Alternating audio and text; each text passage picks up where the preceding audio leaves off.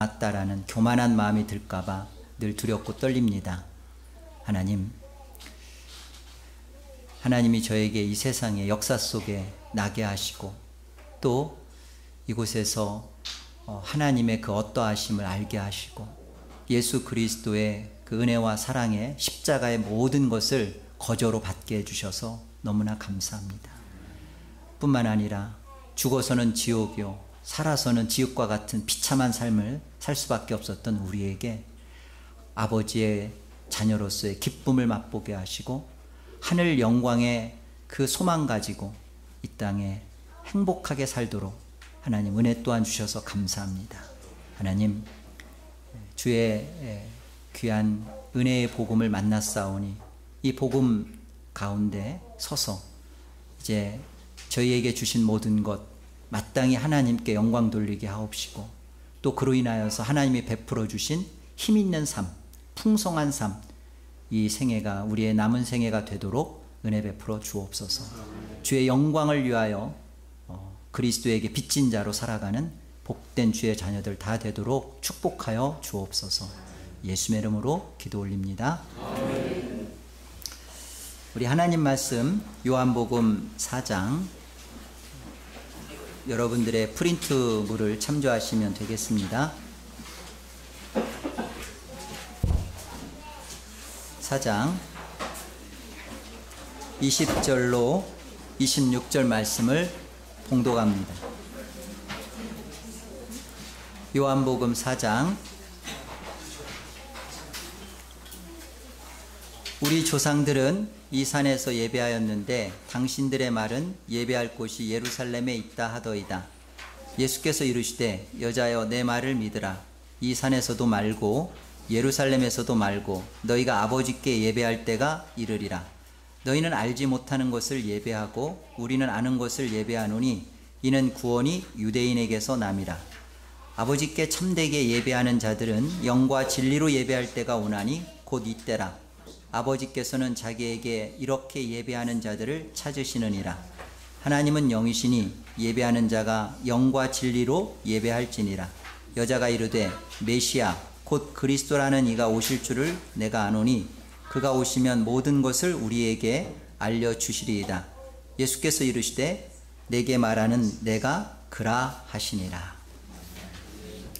오늘 말씀의 제목은 그리스도의 예배입니다. 뭐라고요? 그리스도의 예배.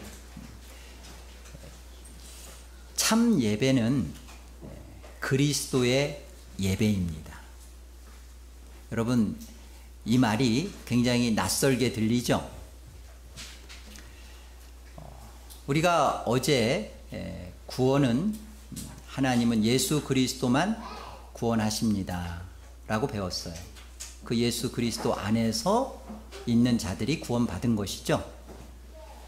예수 그리스도 밖에서의 그 어떤 행함이나 그 어떠한 종교로도 예수 그리스도 밖에서는 구원이 성립되지 않아요.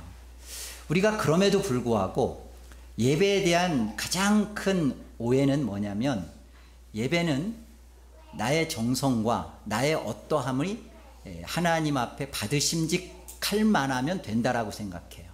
예배는 내가 할 수 있는 것도 아니고 또 내가 해서 하나님을 예배하는 것이 아닙니다. 예배는 하나님은 그리스도의 예배만 받으세요. 그 어떤 예배도 받으실 수가 없어요. 그리스도 안에 있는 자들이 그리스도와 함께 그리스도 안에서 예배하는 것이 하나님을 참되게 예배하는 것입니다. 오늘 이 문제를 예수님께서 직접 이 사마리아 여인을 찾아가서 이 예배에 대하여 주님이 가르쳐 주신 것을 우리가 같이 점검받고 이제까지 저와 여러분이 생각했던 예배는 내가 하는 것이구나, 그리고 나의 어떠함을 고치면 바른 예배가 되는구나 라는 것에 대하여 근본적이고 본질적인 여러분들의 신학적 생각을 바르게 잡기를 기도합니다. 오늘 요한복음 4장 20절을 한번 보시면요, 이것은 사마리아 여인이 예수님께 하는 말이에요. 우리 조상들은 이 산에서 예배하였는데, 이 산은 그리심산을 말해요. 축복의 산이죠. 에발산은 저주의 산이고, 이 그리심산에서 예배하였는데, 당신들의 말은, 유대인 사마리아인들은 그리심산에서 예배하고 유대인들은 예배할 곳이 예루살렘에 있다라고 장소의 문제를 가지고 예배에 대하여 예수님께 묻는 것을 보게 됩니다. 이 말씀에 대한 여인의 질문의 배경이 장소를 중요시 생각하고 장소를 여인이 묻는 근거가 있어요. 이 부분부터 우리가 분명하게 확인할 필요가 있습니다. 왜 이 여인은 예수님께서 자신의 남편의 문제, 자신의 죄된 문제를 지적했을 때 바로 자기의 본질적이고 근본적인 문제가 남편의 문제가 아니라 예배의 문제구나, 예배가 뭔가 잘못된 거였구나, 이 부분에 대해서 물어오는 거예요. 자, 이 여인이 물었던 이 예배 속에서 가장 첫 번째 여인이 질문한 것은 장소예요. 이 장소의 문제를 그 여인이 가졌다는 것은 예배 속에서 이 부분에 대하여 그 오해가 있다는 겁니다. 그리고 이 여인의 질문 속에서 우리는 이 장소의 문제를 여인이 그렇게 묻는다는 것은 이제까지 신앙생활을 해왔던 모든 사마리아인들, 그런 종교인들은 이 장소에서 어떤 장소에서 예배하는 것이 중요하다고 생각을 해왔던 거예요. 자, 신명기 12장을 가보죠. 5절을 보겠습니다. 오직 너희의 하나님 여호와께서 자기의 이름을 두시려고 너희 모든 지파 중에서 택하신 곳인 그 계실 곳으로 찾아 나와서, 이 예배를 지금 가르쳐 주는 겁니다. 이 제사를 통하여 너희가 나아올 때는 하나님 자신의 이름을 두시려고 특별하게 하나님께서 택하신 그 계실 곳, 이게 예배의 장소예요. 하나님은 정하셨습니다. 너희의 번제와 너희의 제물과 너희의 11조와 너희의 손의 거제와 너희의 서원제와 낙헌 예물과 너희 소와 양의 처음 난 것들을 너희는 그리로 가져다가 드리고, 거기 곧 너희 하나님 여호와 앞에서 먹고 너희 하나님 여호와께서 너희의 손으로 수고한 일에 복주심으로 말미암아 너희와 너희의 가족이 즐거워할지니라. 11절 같이요. 너희는 너희의 하나님 여호와께서 자기 이름을 두시려고 택하실 그곳으로 내가 명령하는 것을 모두 가지고 갈지니 곧 너희의 번제와 너희의 희생과 너희의 11조와 너희의 손의 거제와 너희가 여호와께 서원하는 모든 아름다운 선물을 가져다가 하나님을 예배하라는 것입니다. 여러분, 오늘날 한 가지 문제를 먼저 우리가 분명하게 짚어야 되는 것은, 하나님이 당신의 이름을 두시고 예배로 제사를 통하여서 가르쳐 주신 이 예배는 공예배입니다. 여인의 질문 속에도 여인은 내가 예배를 말할 때는 내가 개인적으로 어떻게 하나님을 예배해야 되는 것입니까? 물은 게 아니에요. 예배는, 성경에서 말하는 예배는 하나님께서 율법으로 자기 이름을 두시려고 택하신 그곳, 그곳은 하나님께서 이 번제와 그 다음에 소원 제물과 기타 모든 것들을 함께 가지고 나와오는 공적인 장소고 공예배인 거예요. 개인이 자기가 자기 장소를 정하고 개인이 하나님 앞에서 개인적으로 하는 예배는 성경에 그걸 예배로 규정하지 않아요.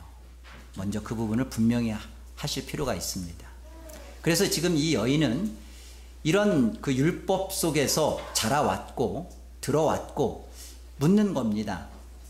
바른 예배를 하려면 일단 장소가 하나님이 정하신 그곳, 공적인 그곳이 그리심산인데 당신은 예루살렘이라고 하는데, 당신들은 대체 어디서 해야 바른 예배가 되는 것입니까? 라고 물은 거예요.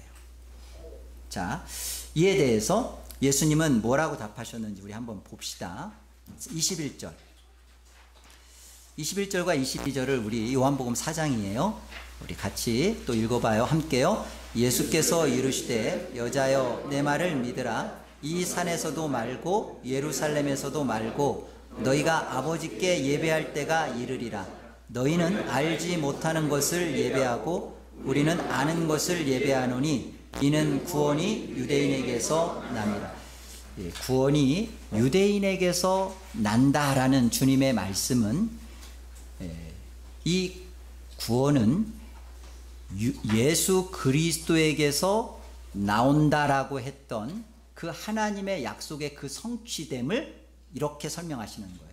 유대인에게서 난다라는 표현은 단순히 어떤 그 사마리아인이 아니라 유대인이다, 어떤 이스라엘 중에 특별히 유대인이다라는 민족성을 가르쳐 주는 게 아니라 하나님께서 어떤 언약 속에서 우리의 구원을 약속하셨는지 그 약속의 성취가 유대인으로서 난다라는 말입니다. 이 언약의 약속의 성취는 하나님께서 창세기 3장 15절에 여인의 후손을 말씀하셨고, 그 여인의 후손은 아브라함과 이삭과 야곱과 그리고 야곱의 12지파 가운데 12아들 가운데 어디를 통해서 그것을 성경은 약속하셨고요. 그것을 미리 말씀하신 것에 대해서 신실하게 어떻게 그것이 성취되었는지에 대한 주님의 말씀이에요. 구원은 유대인에게서 난다라는 표현은. 자, 창세기 49장 말씀을 우리 가서 확인해 보겠습니다. 창세기 49장 8절이에요. 이것은 야곱의 유언 가운데 그가 하나님의 계시 가운데 선포한 말씀입니다. 8절. 유다야, 자기 자녀죠. 너는 내 형제의 찬송이 될지라. 내 손이 내 원수의 목을 잡을 것이요 내 아버지의 아들들이 내 앞에 절하리로다. 유다는 사자 새끼로다. 내 아들아, 너는 움킨 것을 찢고 올라갔도다. 그가 엎드리고 웅크림이 숫사자 같고 암사자 같으니 누가 그를 범할 수 있으랴. 규가 유다를 떠나지 아니하며 통치자의 지팡이가 그 발 사이에서 떠나지 아니하기를 실로가 오시기까지 이르리니 그에게 모든 백성이 복종하리로다. 규와 통치자의 지팡이는 왕권을 말하는 것이고요, 그 발 사이에서 떠나지 아니할 실로라는 것은 메시아를 말합니다. 바로 유다 지파 가운데 왕이신 예수 그리스도가 메시아로 탄생되어질 것을 이렇게 약속하셨고, 이 약속의 성취자로서 지금 예수님은 바로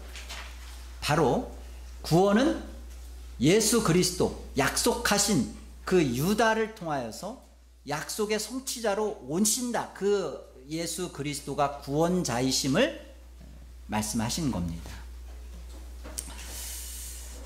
우리가 그 예수 그리스도가 구원자이시다, 이 말은요,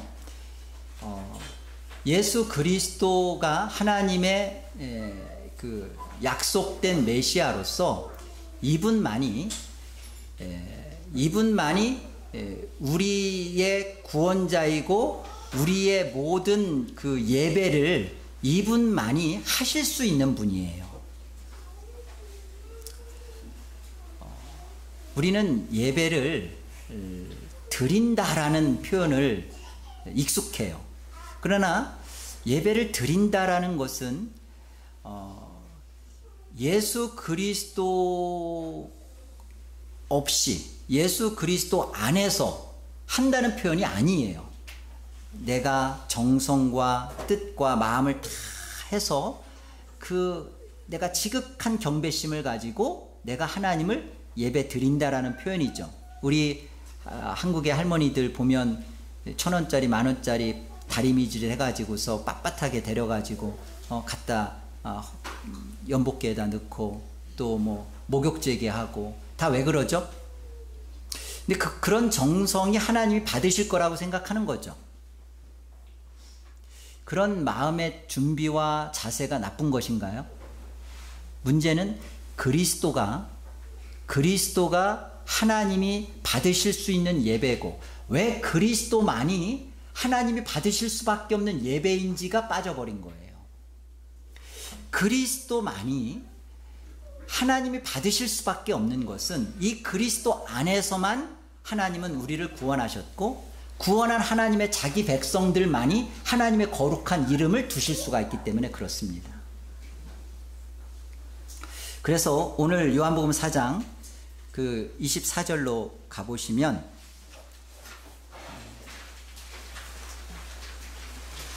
이렇게 말씀이 있어요. 보시면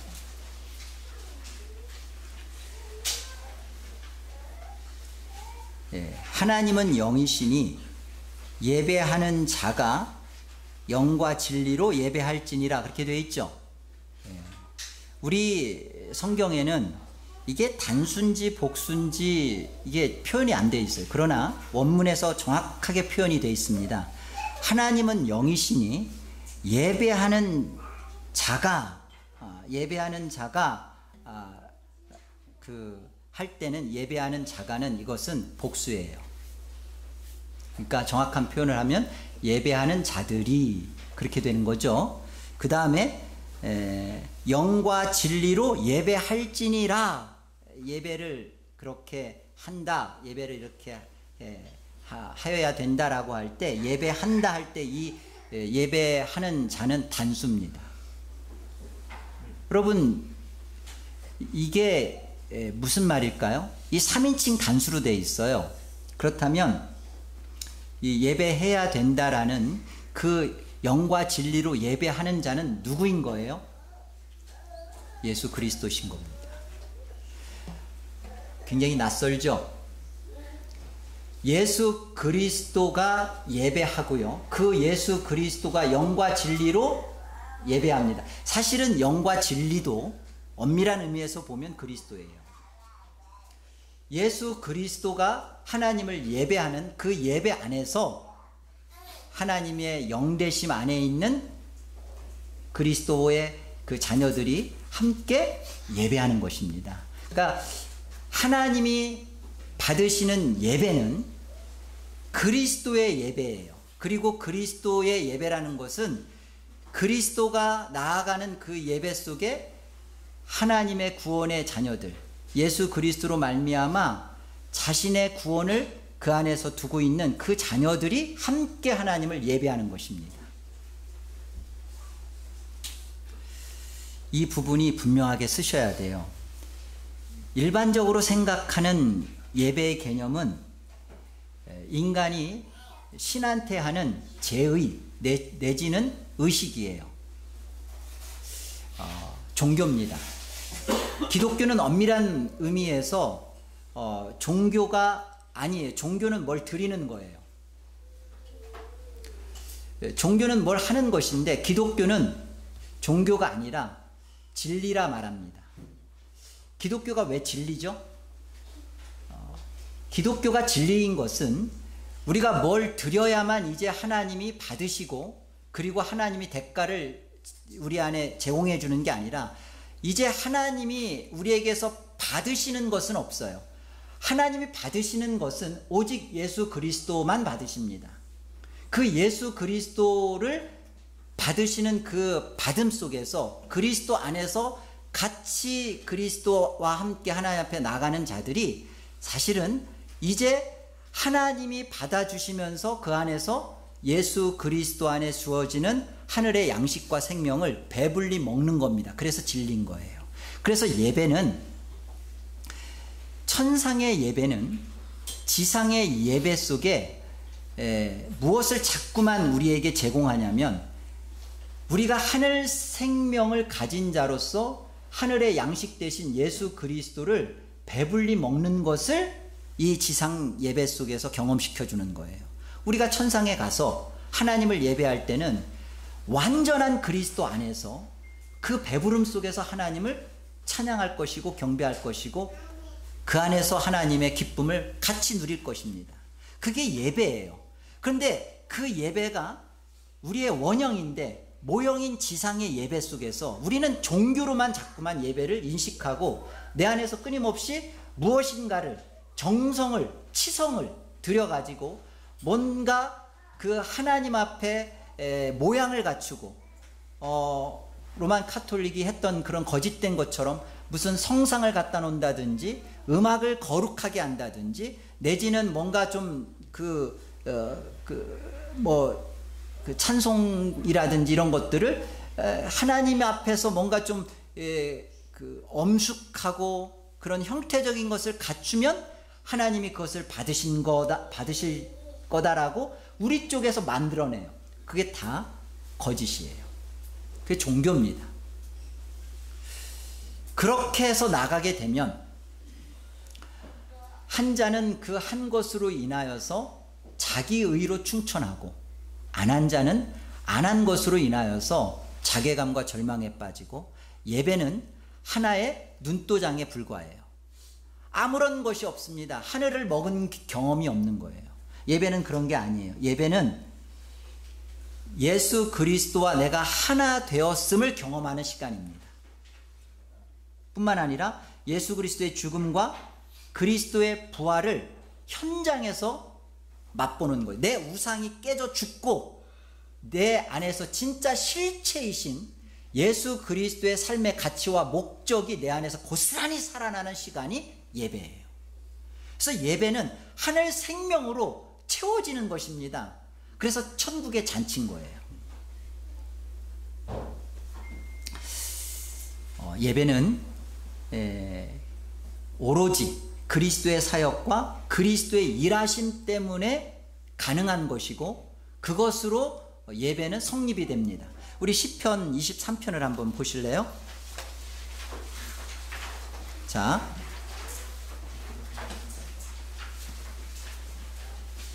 1절에 보시면 우리가 다 잘 알고 있는 고백의 시죠. 다 같이 한번 우리 기쁨으로 같이 고백해 봅시다. 함께요. 여호와는 나의 목자시니 내게 부족함이 없으리로다. 그가 나를 푸른 풀밭에 누이시며 쉴만한 물가로 인도하시는도다. 내 영혼을 소생시키시고 자기 이름을 위하여 의의 길로 인도하시는도다. 내가 사망의 음침한 골짜기로 다닐지라도 해를 두려워하지 않을 것은 주께서 나와 함께 하심이라. 주의 지팡이와 막대기가 나를 안위하시나이다. 주께서 내 원수의 목전에서 내게 상을 차려주시고 기름을 내 머리에 부으셨으니 내 잔이 넘치나이다. 이게 예배에 경험되어지는 하늘의 백성의 고백이고 찬양이에요. 이것이 예배입니다. 사실은 여호와가 나의 목자시고 나를 이끄시는데 부족함이 없고 이게 다 예배죠. 고백입니다. 나를 푸른 풀밭에 누이시고 인도하시고 내 영혼을 살리시고 사망의 음침한 골짜기로 다닐지라도 내가 어떠한 어려움과 해를 당하지 않은 것은 주께서 나의 지팡이와 막대기가 돼서 나를 보호하시고 이끌어 가십니다. 안위하십니다. 여호와의 선하심이 나를 떠나지 않고 여기 보면 뭐라고 되어 있어요? 원수의 목전에서 상을 차려주신다고 되어 있죠. 이 상은 밥상이에요. 밥상. 그 양식이에요. 그 여호와의 선하심이 인자하심이 떠나지 않는 그 영원히 여호와의 집에 영원히 살리로다. 6절에 이렇게 고백되어 있죠. 내 평생의 선하심과 인자하심이 나를 따르는 그 하나님의 그 하늘 양식과 그 생명을 먹은 자의 영원히 여호와의 집에 내가 거한 이게 예배예요. 예배는 나로 하여금 내 존재가 하늘적 존재요. 내가 하늘의 양식으로 배불러지는 시간이에요. 그것은 예수 그리스도 안에서 이런 하나님의 안위하심과 하나님의 이끄심 안에 경험되어지는 복된 시간입니다. 그러니까 예수 그리스도를 놓쳐버리면 내 안에서 그 어떠한 정성이나 소중함이나 내 안에서 전 재산을 털어서 헌금을 한다 할지라도 이 하늘의 이 기쁨을 못 맛보는 것이죠. 이 기쁨은 예수 안에서 보는 겁니다. 그래서 시편 23편의 그 이유는, 이런 23편의 고백이 가능한 것은 시편 22편의 결과예요. 사실은 23편 앞에 22편이 있는 거잖아요. 22편을 한번 보세요. 이것은 정말 그리스도의 예언시입니다. 22편 1절을 보세요. 내 하나님이여, 내 하나님이여, 어찌 나를 버리셨나이까? 어찌 나를 멀리하여 돕지 아니하시오며 내 신음소리를 듣지 아니하시나이까? 내 하나님이여, 내가 낮에도 부르짖고 밤에도 잠잠하지 아니하오나 응답하지 아니하시나이다. 이스라엘의 찬송 중에 계시는 주여, 주는 거룩하시니이다. 우리 조상들이 주께 의뢰하고 의뢰하였으므로 그들을 건지셨나이다. 그들이 주께 부르짖어 구원을 얻고 주께 의뢰하여 수치를 당하지 아니하였나이다. 나는 벌레요 사람이 아니라 사람의 비방거리요 백성의 조롱거리이니다. 나를 보는 자는 다 나를 비웃으며 입술을 삐죽거리며 머리를 흔들며 말하되 그가 여호와께 의탁하니 구원하실 걸, 그를 기뻐하시니 건지실 걸 하나이다. 이것은 1차적으로 다윗이 당하는 고통의 모습인데요. 이 다윗의 고통을 통하여서 결국은 오실 예수 그리스도의 순환과 그 모습을 다윗을 통하여 미리 설명해 주시는 거예요. 다윗은 오실 예수 그리스도의 고난을 앞서 보여내는 자입니다. 그래서 다윗의 고난은 국한되는 게 아니에요. 이 다윗의 모든 것을 통하여 오실 예수 그리스도가 이렇게 고난을 당하실 것이다 라는 것을 구약의 백성들에게 가르쳐 주시고 오실 그리스도를 믿게 하는 겁니다.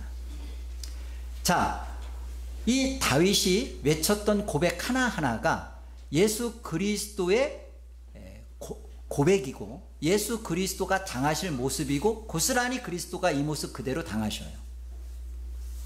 엘리 나마 사박다니, 하나님 하나님 나의 하나님 어찌하여 나를 버리시나이까? 왜 버려지죠? 시편 22편에 기록된 대로 이 고통을 겪고 그 다음에 시편 23편에 하늘의 예배로 초대하기 위해서예요. 누구를? 하늘 백성들을. 이 예수 그리스도의 죽으심과 예수 그리스도의 버려지심과 고통 당하심 때문에 시편 23편, 우리가 그토록 좋아하는 여호와는 나의 목자시니 여호와의 선하심이 정녕 나를 떠나지 아니하니 내 평생에 내가 여호와의 집에 안전하게 거하리로다 살리로다, 이 고백이 가능한 것은 예수 그리스도의 죽으심 속에서 나온 거라고요. 그래서 우리의 예배는 이 예수 그리스도의 죽으심과 내가 같이 있는 이때 하늘을 맛보는 것이고 그게 진짜 예배인 거예요. 하나님이 그런 예배로 우리를 받으시는 겁니다. 22편 14절로 우리 19절 보십시오.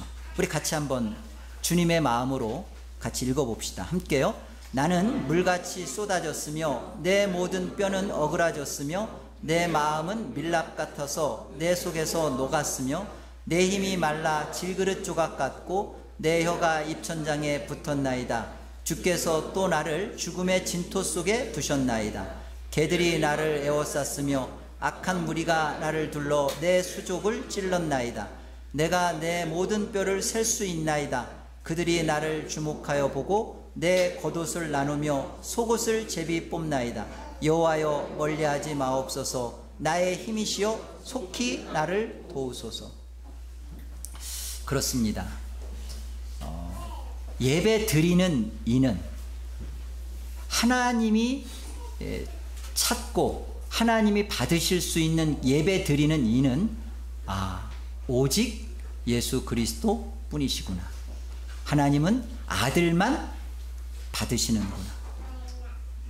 그래서 하나님이 받으시는 그 예배에 하나님은, 우리 아버지 하나님은 그토록 하나님의 자기 백성들, 자기를, 그 백성들을 아들로 삼아서 그 아들과 함께 예배의 자리로 나오기를 그토록 하나님은 열망하시는 거예요. 우리의 구원의 수고는 우리가 하는 것이 아니라 하나님이 다 하셨어요. 하나님이 아들을 내어주시기로 하나님이 소원하셨고 마음을 잡수셨고 실제로 그 아들을 보내시며 하나님이 눈을 감으셨고 마지막 십자가상에서 그 절규할 때 하나님은 고개를 돌리셨어요. 그 수고를 왜 하셨죠? 예, 우리를 그 아들만 받으시는 그 영광스러운 예배로 우리를 받기 위해서예요. 그런데 이 아들의 영광된 예배를 모르고 십자가의 죽음 속에 나의 죽음이 들어가 있지 않은 자가 하늘의 그 선하신 그 영원히 나를 떠나지 않는다는 그 하나님의 그 축복된 약속과 그 위로를 누릴 수 있냐고요. 그걸 누리는 자는 어떤 자냐고요. 그는 예수 그리스도 안에서 죽은 자요, 예수 그리스도와 함께 사는 자요, 그 자가 하나님 앞에 같이 나아가는 자요, 그가 하늘의 예배 속에 있는 자입니다. 그는 알아요. 그는 아버지께서 나를 얼마나 고귀하게 여겨주시고 나 같은 비참한 자를 이렇게 아들의 자리로 앉히셔서 영광스럽게 나를 사랑하시고 대우하시는지를 알아요. 나같이 천한 것, 비루하고 남루한 자를 그렇게 대하십니다. 그 예수 그리스도, 아버지의 그 마음을 아시고 그 사랑을 아시는 그리스도께서 오늘 사마리아 여인, 그 버려진 여인, 저와 같은, 저희들과 같은 소망이 없고 인생의 목적을 상실해버리고 갈 길을 놓쳐버린 그 사마리아 여인을 찾아가서 내가 너가 생각하는 장소의 문제나 너가 생각하고 있는 그런 잘못된, 너가 무엇을 해서 하나님 앞을 나가며 바르게 예배한다고 하는 생각하는 것을, 그것을 고쳐 잡아 주시고 예수 그리스도가 오신 목적, 그리고 자신이 너가 예배를 어떻게 해야 되는가, 어떻게 하나님 앞에 나가야 되는가, 그래 내가 바로 그다, 내가 그다, 나로 말미암아 하나님 앞에 예배할 수 있고 내 안에서 예배하는 것이 참된 예배다라고 가르쳐 주신 겁니다. 이것은 사마리아 여인에게만이 아니라 오늘 우리에게 하시는 말씀이에요.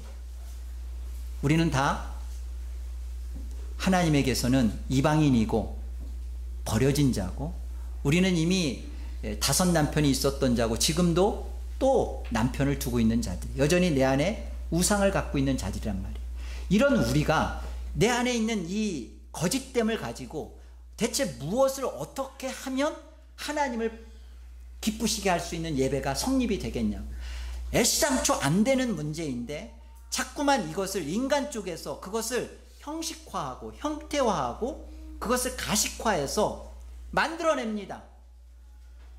위선이죠. 종교의 탈이죠. 악기를 안 쓰면, 악기를 연주하지 않으면 조금 더 거룩해지나요? 그거 가지고 악기가 있어야 된다, 악기가 없어야 된다 가지고 얼마나 많은 싸움이 기독교 안에 있었습니까? 가사의 문제. 여러분, 우리는 찬양을 할 때 가장 중요한 것은 가사예요. 리듬에 속으면 안 돼요. 오늘 아까 우리 무화과나무 잎이 마르고 감람나무 소출 없고 외양간에 소가 없고 막 좋죠? 좋죠? 박수치고 좋죠? 왜 좋죠? 내용을 한번 생각해 보세요. 그런데 리듬이 좋잖아요. 그러니까 흥이 겨운 거야. 아이들은 지금 뭐가 뭔지도 모르고 좋았던 거야. 그런데 정말 하박국 선지자가 말한 것처럼 여러분의 삶 속에 그게 사실이거든요. 그런데 난 여호와로 인하여 즐거워하리로다, 난 구원의 하나님을 인하여 기뻐하리로다, 그 가사가 나로 하여금 아무것도 없어도 만족을 줄 수 있는 것이 진짜거든요. 그런데 그것이 없고 자꾸만 그런 그 리듬이나 그리고 어떤 악기를 둬야 되느냐, 드럼은 있어야 되느냐, 피아노는 강대상 위에 놔야 되느냐, 아래에 놔야 되느냐, 카페트는 푸른색이냐 빨간색이냐 가지고 교회가 싸우고, 그리고 예배가 푸른색이면 왜 그러죠? 푸른색은 이 시편 23편이잖아요. 예배는 푸른 초장으로. 그러려면 골프장으로 가셔요. 골프장은 항상 푸르잖아. 빨간색은 그리스도의 십자가의 보혈로 쫙 나가야 된다. 왜 이런 거 가지고 다투고 싸우죠? 인간이 하나님 앞에 어떠하면 예배할 수 있다라고 생각하기 때문에 그래요. 죽지 않아서 그래요. 그리스도 없는 예배, 그리스도가 아닌 예배가 여러분 정말 가능할 거라고 생각하세요?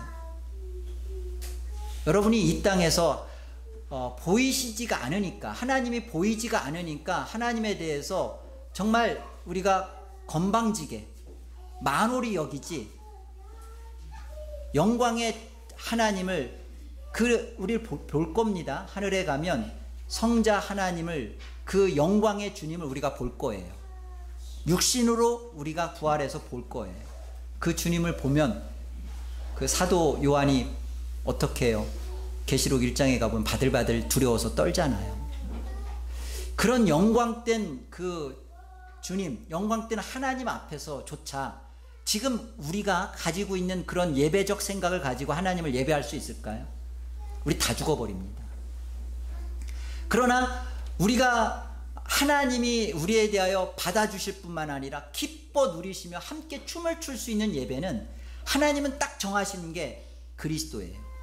그리스도를 받으시고 그리스도 안에 있는 우리, 노아 방주 안에 있는 그 8 식구가 안전하게 구원받고 노아 방주 바깥으로 나왔듯이 우리의 삶이 그런 겁니다.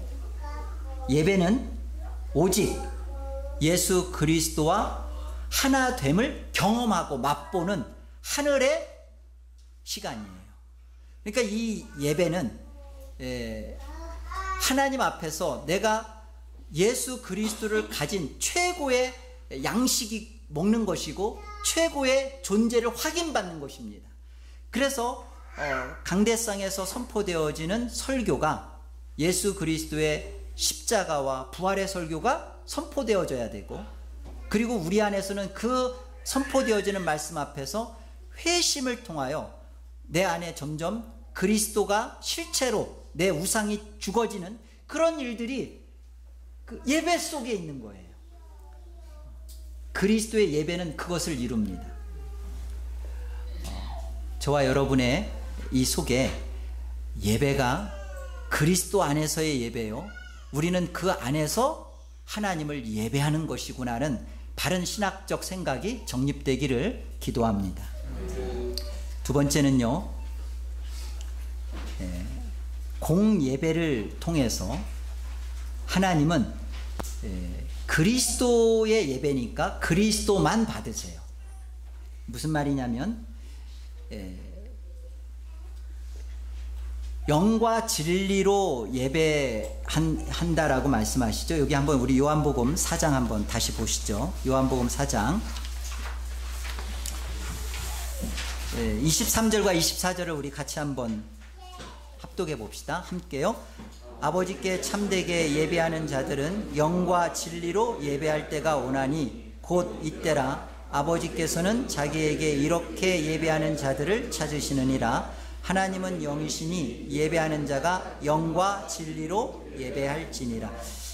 아버지께 참되게 예배하는 자들은 영과 진리로 예배할 때가 온답니다. 이 영과 진리는 다른 어떤 것이 아니라 예수 그리스도가 영과 진리세요. 하나님이 받으시는 것은 오직 예수 그리스도만 받으시는데, 이 예수 그리스도가 영과 진리십니다. 이 말은 하나님은 우리에게서 보이는 것, 하나님이 영이세요.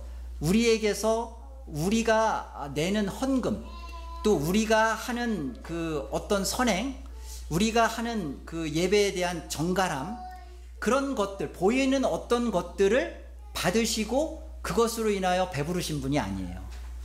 하나님이 받으시는 것은 영과 진리랍니다. 이것은 오직 보이지가 않는 것인데, 그러나 그것이 예수 그리스도 안에서 생명으로 하나님께 있는 거예요. 자, 여러분, 하나님께서 영과 진리로 예배하는 자, 예수 그리스도입니다. 그 예수 그리스도 안에서 우리가 하나님을 참으로 영과 진리로 예배할 때가 이른데요.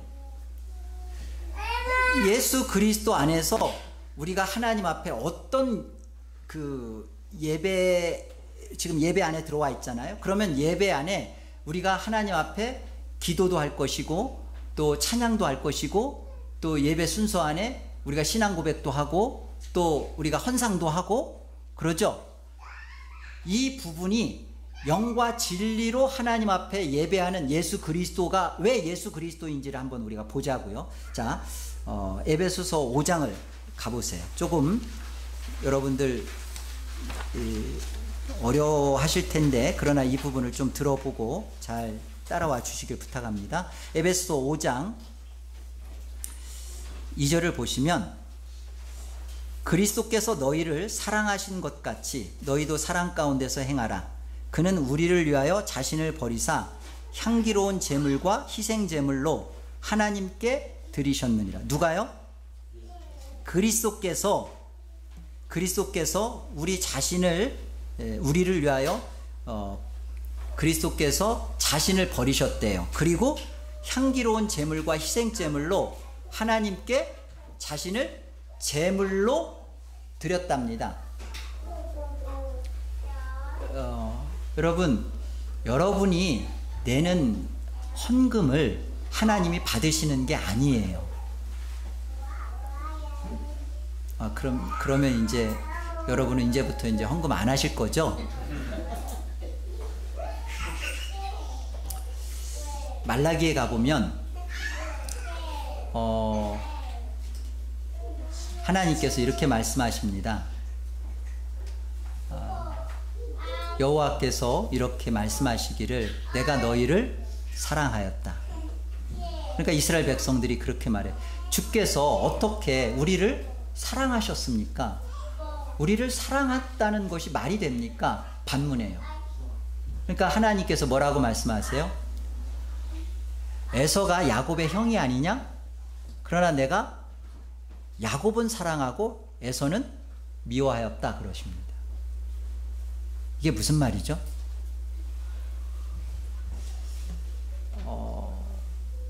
야곱은 순서상 그리고 그 하나님의 그 나오는 원리상 야곱은 이 하나님의 사랑을 받을 조건이나 근거나 그 어떤 가치가 있어서 받은 자가 아니라는 거예요. 야곱은 일방적이고 그리고 하나님의 이해할 수 없는 말도 안 되는 아니 역전하여 말도 안 되는 하나님 스스로가 자신을 위배하는 모습으로 야곱을 사랑한 거예요. 내가 그렇게 너희를 사랑했다는 거예요. 그러면서 하나님께서 또 묻습니다. 내가 너희를 이렇게 사랑했는데 너희들이 나를 공경했느냐? 너희가 나를 참으로 공경했느냐 묻습니다. 우리가 언제 주를 공경 안 했습니까? 그러니까 주님이 뭐라고 하세요? 하나님께서 아들이 아버지를 공경함이 마땅하고 종이 주인을 두려워함이 마땅한데 너희들이 나를 두려워한 적이 있느냐 그래요. 그러면서 하나님이 하시는 말씀이 너희의 더러운 떡을 제단에 가지고 오지 말라. 더러운 떡이라고 합니다. 왜 더러운 떡이죠?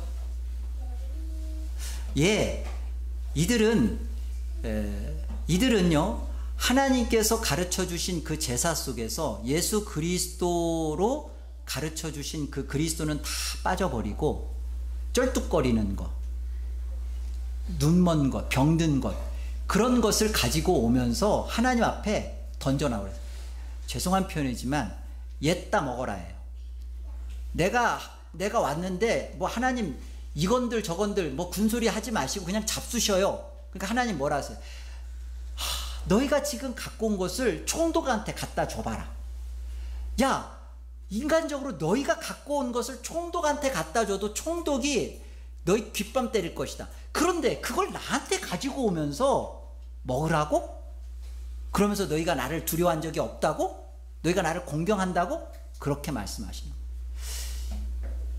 여러분, 우리가 그리스도가 생명이고 그리스도가 우리에게 주신 은혜가 무엇인지 그 예수 그리스도의 십자가의 생명을 가지고 그것에 대한 빚진 자와 그것에 대한 감사와 은혜 속에서 하나님 정말 저는 너무나 보잘것이 없어요. 과부의 두 렙돈과 같이 정말로 하나님 앞에 처절한 마음으로 그렇게 내놓는 게 아니라 딱 정하죠. 여러분이 쓰다 먹고 남은 거 그리고 또 시간도 마찬가지고 여러분의 인생도 여러분 거예요. 그리고 그냥 나머지 것 하나님 옛다 잡숴라 이거죠. 안 잡수시면 하나님 손해예요. 내가 뭐 아쉬운 거 없어 이런 거죠. 그런데요, 영과 진리라는 것은 우리 안에 하나님께서 받으시는 그 11조, 하나님이 받으시는 뭐 있어요? 그 10계명, 이 모든 것의 대표, 이 모든 것은 예수 그리스도라는 거예요. 그 예수 그리스도 안에서 이 향기로운 제물이 되신 그리스도 안에서 우리가 이제 하나님 앞에 어떠한 자로 하나님 앞에 나아가는 것이 그리스도 안에서 그리스도가 드려지는 그곳에서 같이 나아가는 것이 그게 영과 진리로 드려지는 예배입니다. 자, 로마서 12장 1절에 우리가 드려지는 영과 진리의 예배를 이렇게 설명합니다. 함께 합독하죠. 함께요.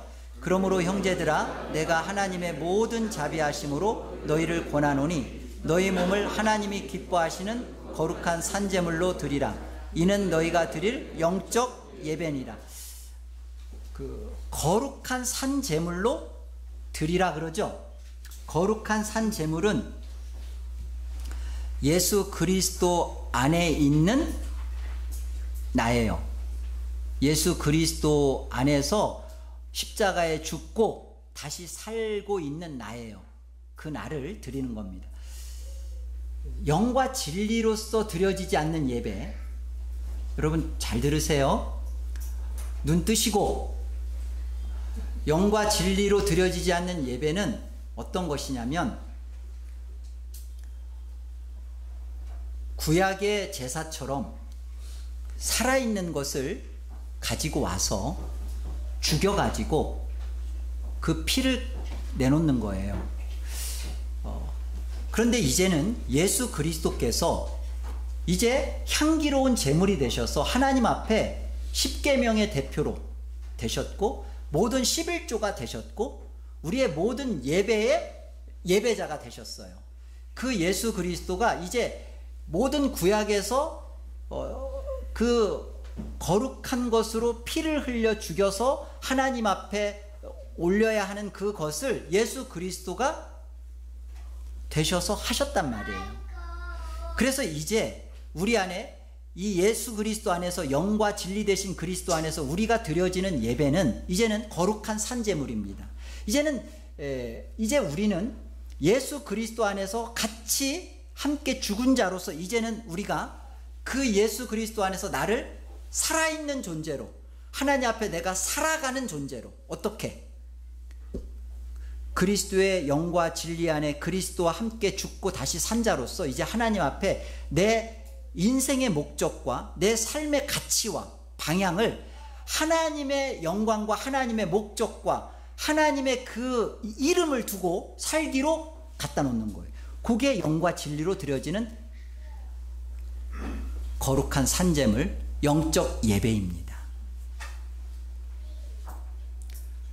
예수 그리스도 안에서 나아가지는 예배가 아니고는 어느 누구도 거룩한 산제물로 하나님 앞에 예배하지 않아요.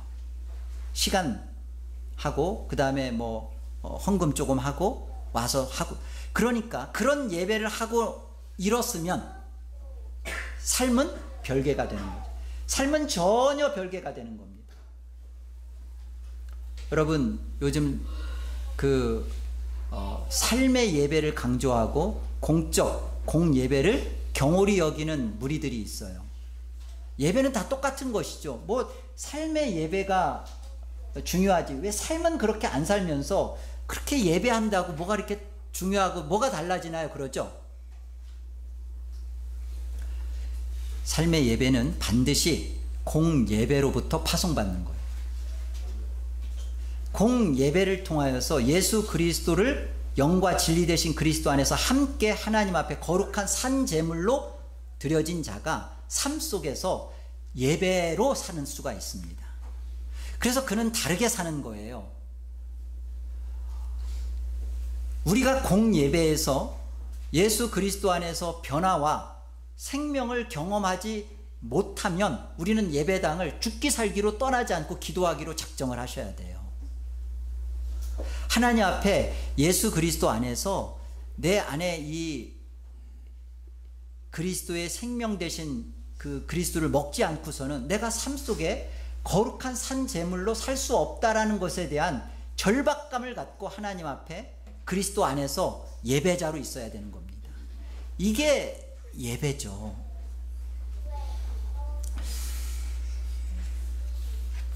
지금까지는 참된 예배, 바른 예배가 그리스도의 예배요, 그리스도 안에서 산 제물로 하나님 앞에 드려져야 하는, 함께 그리스도와 함께 예배하는 것이 참 예배요, 바른 예배라는 것을 했고요. 이제 거짓 예배에 대해서 잠깐 설명할게요. 여러분, 거짓 예배는 한마디로 예배의 주체자가 그리스도가 아니라 자신인 거예요. 뭐라고요? 예배의 우리 순서에 가장 앞서 있는 것이 뭐죠? 예배로의 부름이죠. 예배로 누가 부르는 거예요? 물론 목회자가 예배로 여러분들을 이제 하나님 앞에 예배합니다라고 부르는 것처럼 보이죠. 하나님은 영이시니 예배하는 자가 영과 진리로 예배할지니라 부르는 것 같죠. 그러면 그렇게 하면 예배가 성립되나요? 여러분, 이 부분을 잘 생각하셔야 돼요. 예배로의 부름의 주체자는 내가 아니에요. 목회자도 아니고 여러분 자신이 예배를 내가 하고 말고를 결정할 수가 없습니다. 물론 몸은 여러분이 와 있을 수 있어요. 지금도 우리가 이렇게 예배 가운데 몸은 와 있지만 내 안에서 예수 그리스도와 함께 죽고 사는, 그리고 그 그리스도를 먹고 마시고 배부르는 내 우상이 죽고 실체이신 그리스도가 하나님 앞에서 같이 살아나는 것이 경험되지 않고 있으면 그는 그리스도의 예배 안에 있지 않은 자예요. 예배가 아닌 거죠. 여러분, 어떤 형식과 어떤 거룩을 갖춘다고 예배가 성립되지 않듯이 내가 몸이 와 있어서 내가 이곳에서 그리스도의 죽으심과 그리스도의 살아나신 그 생명이 내 안에서 운행하고 작동하지 않고 성령의 나를 통치하심이 없는데 예배가 성립되지 않습니다. 예배는 내가 마음만 먹으면 참여할 수 있고, 내가 안 하니까 그렇지 내가 안 빠질 거야, 그리고 내가 하면은 예배 잘할 수 있어. 여러분, 그 천만의 말씀이에요. 절대 그렇지가 않습니다. 예배의 주체는 하나님이세요. 근거가 어디 있죠? 요한복음 4장 24절. 하나님은 영이시래요. 영이라는 건 뭐죠? 일단 보이시지 않는다는 겁니다. 우리 디모데전서 6장을 한번 가보겠습니다.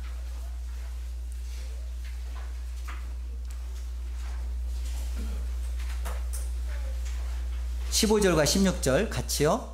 기약이 이르면 하나님이 그의 나타나심을 보이시리니 하나님은 복되시고 유일하신 주권자이시며 만왕의 왕이시며 만주의 주시오 오직 그에게만 죽지 아니함이 있고 가까이 가지 못할 빛에 거하시고 어떤 사람도 보지 못하였고 또 볼 수 없는 이시니 그에게 존귀와 영원한 권능을 돌릴지어다. 아멘. 영이시다라는 표현은 하나님은 보이시지 않지만 실제하시는 분이랍니다. 이거를 인식하는 자들이 하나님의 예배의 부름을 받은 거예요. 하나님 그게 영이시라는 거예요. 여러분, 이곳에 왔는데 지금 앉아 있어요. 근데 이곳에 우리만 있나요? 예수 그리스도 안에서 지금 우리가 성부와 성자와 성령의 삼위 하나님 앞에 같이 나와 있는 거죠. 여기 삼위 하나님이 우리 함께 계신 거죠. 그런데 그게 안 보여. 그럼 예배에 초대받지 않은 거죠. 여러분, 이것이 너무나 우리 안에 도전이 돼야 돼요. 정말 하나님은 영이시다라는 말에 대하여 우리가 우리 안에 깊이 생각을 해봐야 될 게 있습니다. 우리 앞서 요한복음 4장 앞서 요한복음 3장은 무슨 사건이죠? 무슨 얘기예요? 요한복음 3장은 니고데모 얘기죠. 요한복음 3장 3절 가봅시다.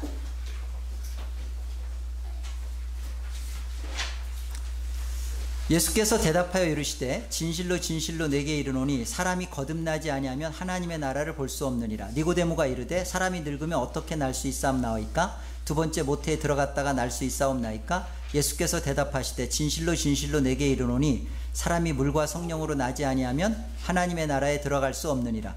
뭐라고 돼 있어요?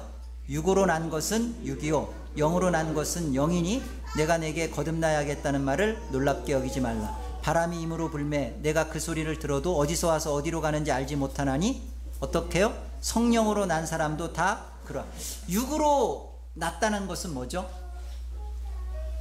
성령으로 다시 태어나지 않았다는 거예요.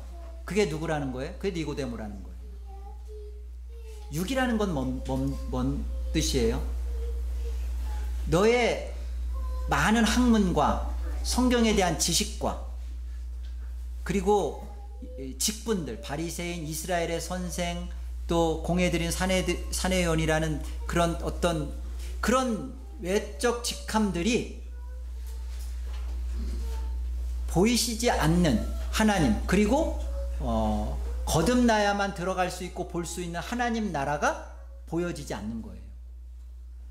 그러니까 육으로 난 것, 인간적인 사고와 생각과 성령으로 다시 태어나서 보이시지 않는 하나님을 실제하는 하나님으로 인식되지 않은 자가 예배로의 부름을 받은 적이 없는 거예요. 그런데 그는 이렇게 생각해요. 내가 예배에 나왔으니까 내가 예배하는 거지. 그런 생각을 갖고 있기 때문에 자기가 그냥 모든 걸 조정해 버려요. 말씀도 자기가 은혜 받았다. 하나님 말씀 앞에 은혜 받는 건 뭐죠? 우리가 죽는 거예요. 우리가 처절하게 박살나는 거예요. 왜? 그래야 내 안에서 그리스도가 사시거든요. 내 죽음 속에 그리스도는 살아나시고 그 사심 속에서 우리는 생명을 경험합니다. 그런데 은혜 받았다라는 것이 대부분 여쭈어보면 내가 이제까지 생각하고 내가 그렇게 생각하는 것을 목회자가 똑같이 말해준다는 거죠. 그 은혜 받았다고 말해요. 나를 죽이는 말씀, 나를 파헤치고 나를 발가벗기는 것에 대해서 그게 은혜가 되질 않아요. 왜 그러죠? 보이는 것만 인정하거든요. 내가 오늘 예배를 참여하고 내가 오늘 11조를 하고 내가 하나님 앞에 예배를 하고 났으니까 하나님은 보여지는 것, 나에게 자녀도, 그리고 내 몸 아픈 것도, 그리고 내 지금 비즈니스 사업하는 것도 지금 이렇게 잘 되기만. 참 우리 안타까워요. 우리 장현 성도님이 믿음으로 한번 정말 제대로 살아보겠다, 내가 하나님을 정말 사랑했다, 그러니까 비즈니스가 안 되잖아요. 감사한 거예요.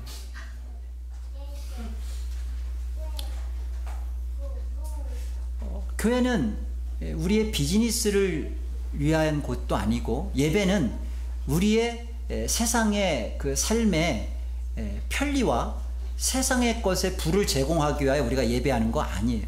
그러니까 예배에 대한 부름 자체를 인식 못하는 것이고요. 그러니까 예배를 만홀히 여기는 거예요. 내가 예배 시간에 예배로의 부름, 하나님은 영광의 삼위 하나님이 부르십니다. 그런데 하나님이 부르는데 그 시간 그곳에 나는 내가 부름의 시간을 정하고 나와요. 그렇게 말하죠. 그러면 아니 내가 그 시간 11시면 11시, 11시 반 나는 정하지 않았어요.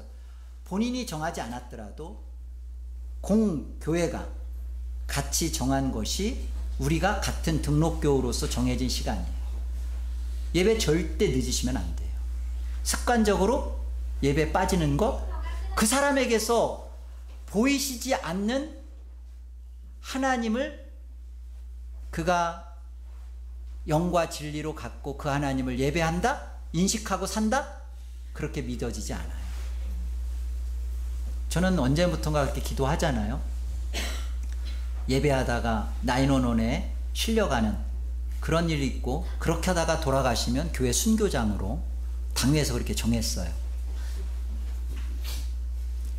점점 우리 교회 가운데 예배를 내가 정할 수 있다. 내가 하면 하고 내 형편에 맞춰서 안 하면 안 하고 얼마든지 그렇게 생각해도 좋아요. 그러나 그런 사람은 정말 예배 속에 와서 하늘의 생명과 기쁨을 그는 죽을 때까지 경험하지 못할 겁니다.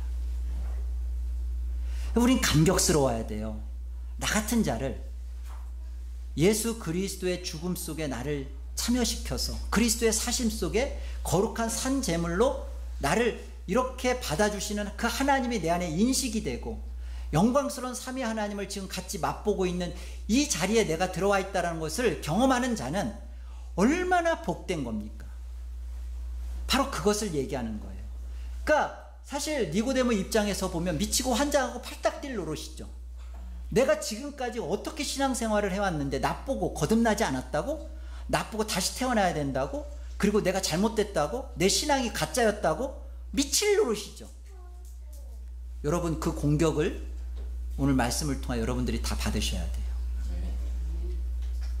여러분 지금이 여러분의 가짜 신앙이었고 가짜 예배였다는 것이 판명이 돼야지 여러분이 회개하고 고쳐집니다. 나이가 들어서 돌아가셔서 하나님 앞에 서면 돌이킬 수 없어요. 돌이키십시오. 성령으로 난 것이 영입니다. 마지막으로 우리 로마서 8장 말씀을 한번 보시죠. 자, 영을 따르는 자가 어떤 의미인지를 설명하고자 합니다.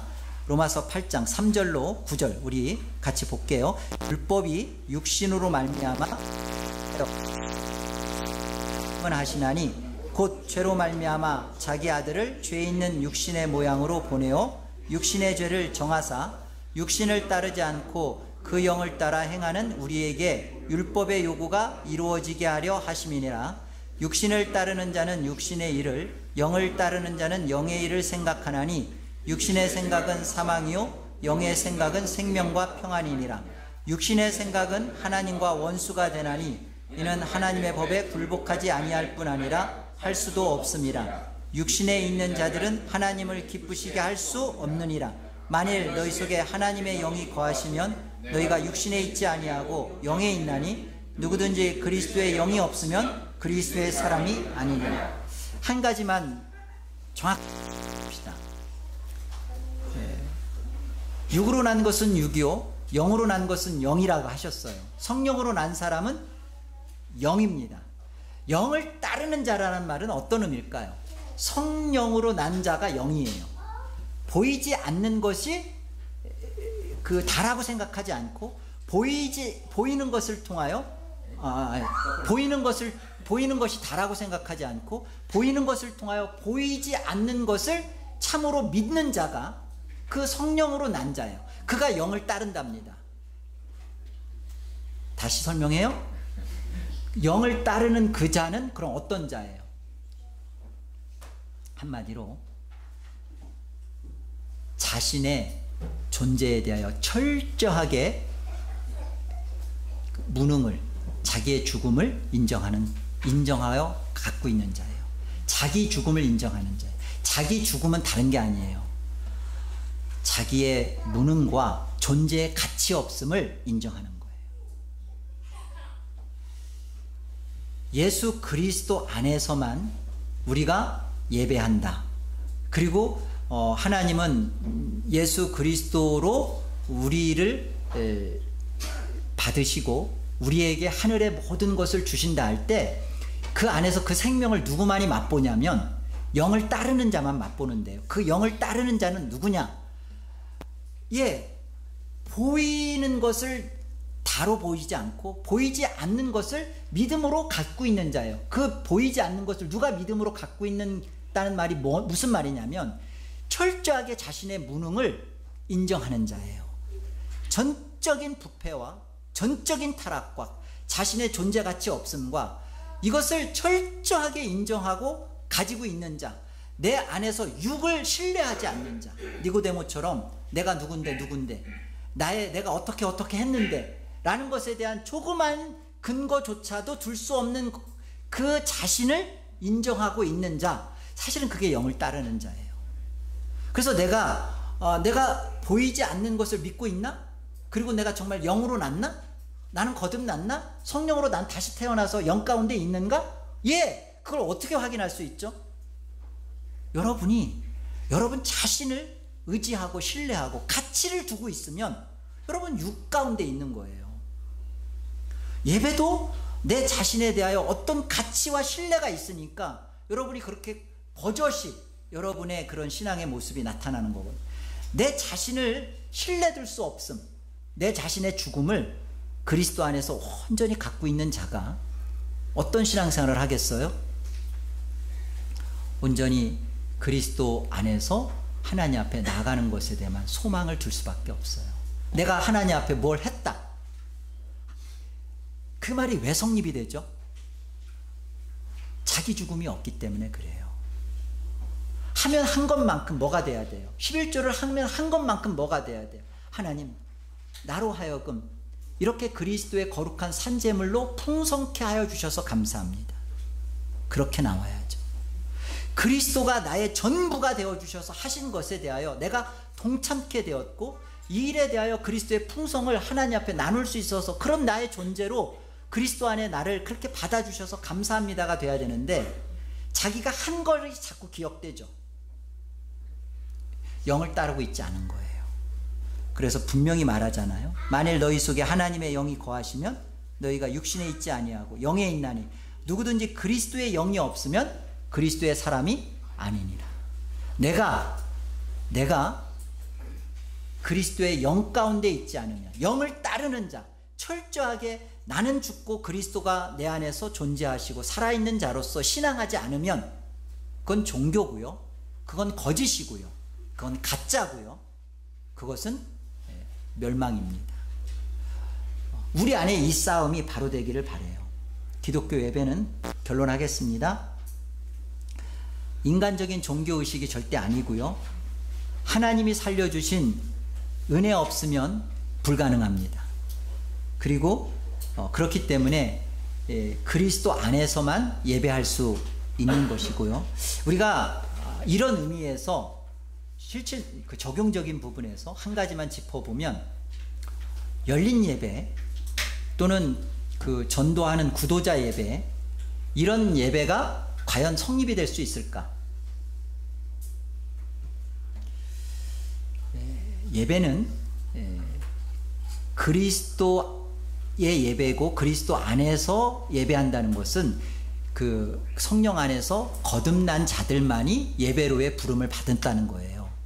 그래서 불신자들, 예수 그리스도의 죽음을 자기 죽음으로 믿고 인정하지 않는 자들이 예배의 부름으로 받지 못합니다. 그러나 우리가 모임으로 같이 하는 곳에 그들이 와서 하나님의 말씀을 듣는 것에 대해서 시비 걸 이유는 하나도 없어요. 그렇게 말씀을 듣는 것이고 그걸 통하여서 하나님의 어떤 은혜를, 복음에 대한 경험을 할 수 있고 듣게 되는 거죠. 중요한 것은 하나님은 그렇게 역사를 하십니다. 하지만 우리가 자, 이제는 우리는 열린 예배를 만들어서 우리가 한번 전도를 해서 그 믿지 않는 자들이 이곳에 와서 예수님을 믿을 수 있도록 한번 해봅시다. 이건 방법 자체가 인간이 만들어내고 고안해낸 것이고 인간이 하겠다는 것입니다. 그것은 말이 안 되는 거예요. 우리 안에서도 하나님이 성령 안에서 거듭나게 하시고 변화시키는 일을 하나님이 하셔요. 우리 안에서. 또 이 안에서 그 하나님 앞에 같이 나가는 예배 가운데 그렇게 벌어지듯이 믿지 않는 자가 와서 하나님 말씀을 듣고 그렇게 변화의 역사를 경험할 수는 있어요. 그러나 우리가 그런 예배의 어떤 자리를 만들어서 그렇게 그런 사람들이 와서 변화의 역사를 경험하도록 하겠다. 그것은 발상 자체가, 열린 예배라는 발상 자체가 거짓이라는 거예요.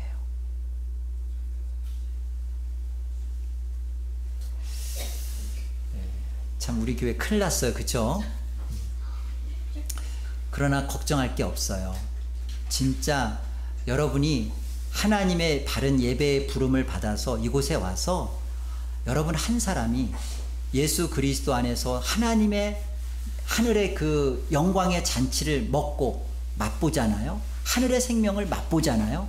여러분 한 사람이 그러면 감당 못합니다. 여러분 한 사람이 하늘을 맛본 그 순간 여러분의 인생도 감당하지 못할 뿐만 아니라 세상이 감당을 못해요. 저는 우리 에덴 개혁장로교회 성도분들이 그런 한 사람이 나오기를 바라고요. 그 한 사람이 다수가 되어져서 정말 이 LA를 들썩거렸으면 좋겠어요. 예배 때 와서 맹숭맹숭 저 소리는 뭔 소리요? 눈 감고 그냥 눈 감고 계시지 마세요. 그리고 하나님 앞에서 정말 여러분 하나님 앞에 하나님 나를 살려주셔서 감사하고 내 남은 생에도 주와 복음을 위해서 여러분 그렇게 살다가 정신없이 살다 보면 주님 만나요. 여러분의 생애가 그러길 바랍니다.